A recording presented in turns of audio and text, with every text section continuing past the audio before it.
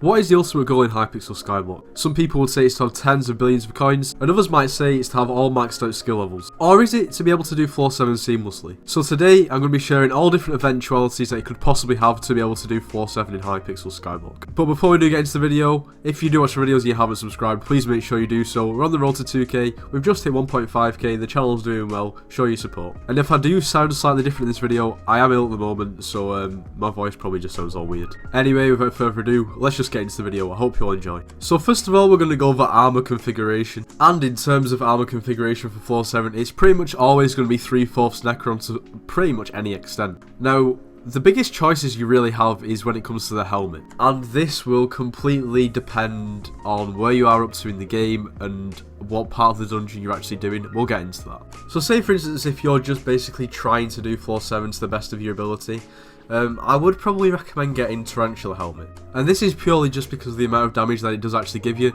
I actually do use this Tarantula Helmet when doing floor 7 instead of the Necron's Helmet. Just purely because of the damage that it does give you, and the survivability is roughly the same.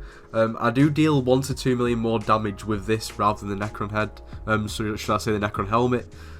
So I would really recommend this. And the next thing I would come on to is the reason why I do have a Necron's helmet is for when I'm doing the boss room. Now the boss room, basically when you have the full set bonus of the Necron armor, it's much more beneficial to have this when you're actually in the boss room as opposed to the rest of the dungeon. You're gonna be taking much more with the damage in the boss, and this basically counteracts it. So I would say is if you're just basically starting off floor 7 and you just want to basically break into it and start doing floor 7s, I would go for Tarantula Helmet for the dungeon, and then when you get into the boss room I would switch into your Necron helmet. And obviously this far in the game you are basically wanting for it to be 5-starred, probably recombobulated, definitely just the main enchantment, so Reju 5, Prot 5, Growth 5, maybe Prot 6, and maybe Wisdom or Legion depending on how much money you have. Mine's probably slightly under enchanted, to be honest. Anyway, what if you're slightly more advanced and you're higher catacombs level and you basically want to upgrade your gear? And for that I would probably recommend a Necron head, a golden one and maybe even a diamond one if we can find them, if you can afford them, but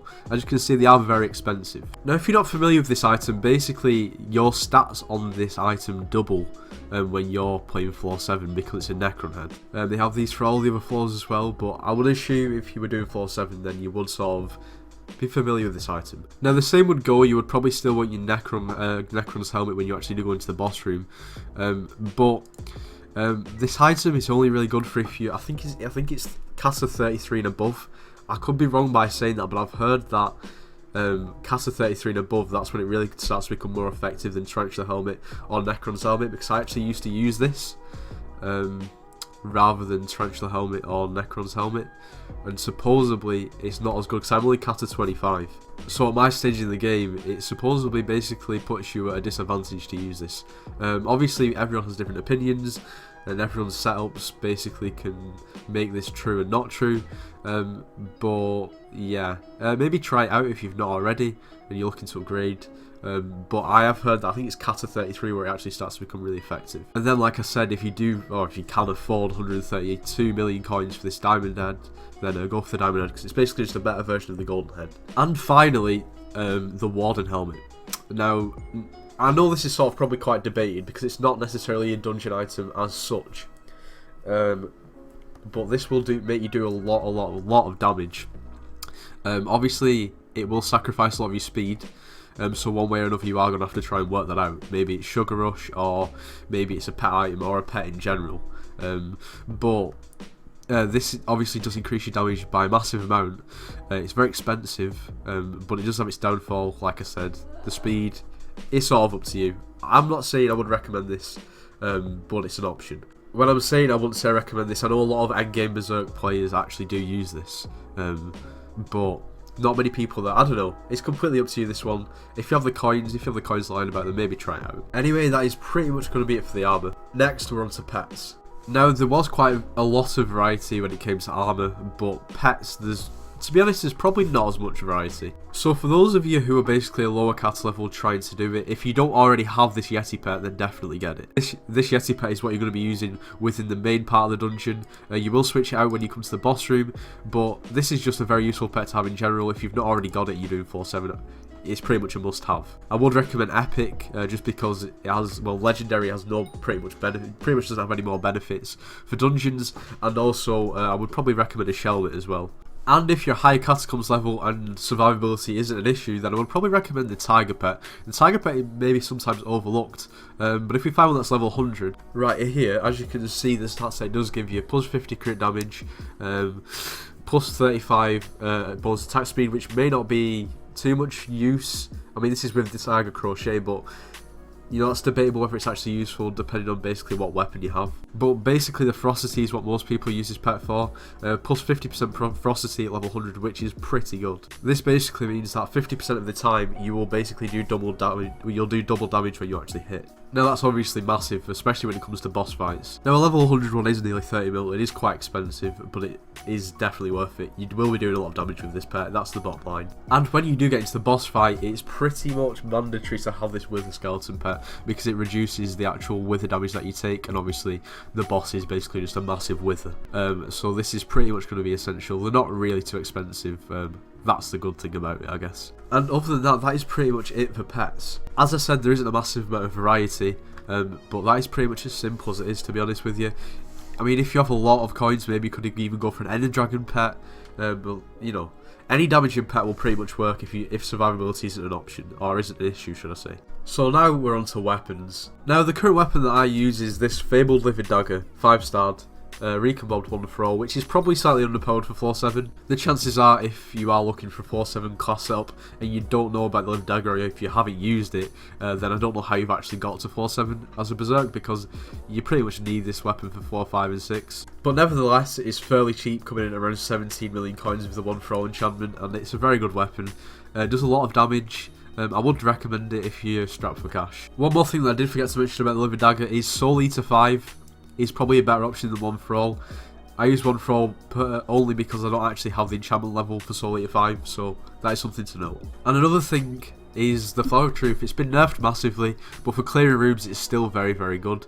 If we just go to like a pretty much max one, Soul Eater is the way to go with this as well. As you can see, you can pick up a Recombobed 5-starred one for around 8 million coins. Granted, this isn't fully maxed, but it's near enough. So for clearing rooms, it's a very useful weapon to have. So the next weapon might be slightly controversial, and some people might not think that it should really fit into this category, which is fair enough, but I have used this as a Berserk before. It is good, but I personally wouldn't recommend it just because the price tag doesn't live up to actual expectations. And that would be the Giant Sword.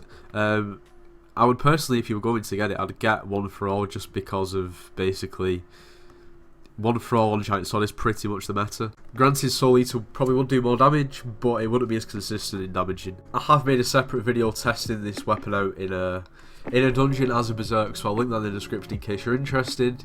But yeah, it's sort of one of them ones where it was better than the Living Dagger, but for the price it probably wasn't worth getting. Unless cash isn't an issue in that case. You probably won't be going for the Giant Sword as a Berserk. So the next weapon is basically, well, as you can see, it's actually the Shredded, and this is basically solely for the right click ability where you do throw the axe. This is good for the Necron phase where you basically can't reach Necron with melee damage, so the right click damage is very good. That is pretty much its sole purpose within floor 7.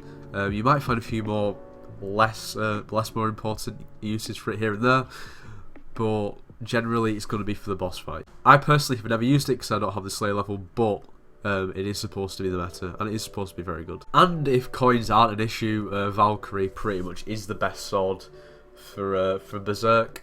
The ferocity is basically the main thing that makes it so good. Obviously the rest of the stats are also very good, but the ferocity is what sets it apart from other weapons like the Scylla.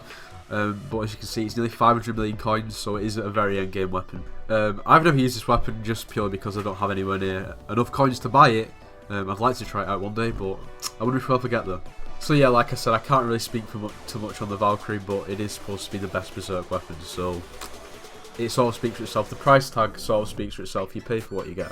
And some more general tips. Basically, your talismans want to be reforged to shaded in the most part. Granted, there are sort of more in-depth breakdowns, like for instance Legendary would probably want to be strong and so on, but generally speaking, shaded is the way to go. And for the weaponry, you want ancient, and for the sword or the weapon, you probably want withered or fabled, completely depending on the weapon. It sort of is down to you and what works best for you. But anyway, this is going to be the end of the video. As you can probably tell, I am ill at the moment, and I have a very blocked nose, so I'm sorry about that. You'll just have to sort of bear with it. But I thought I'd get this video out for everyone because I feel like it's something that's not been really covered in. I mean, I've not covered this in specifically in depth. I've done BERSERK dungeon guides before, but never specifically 4-7, and I feel like this might be the most sort of in-demand floor. So yeah, I hope you did enjoy the video. If you've not already joined the Discord and you want to join the Discord, it's always linked in the description. But anyway, yeah, if you've not already subscribed, then please make sure you do so. Leave a like if you enjoyed, and I'll see you in the next one.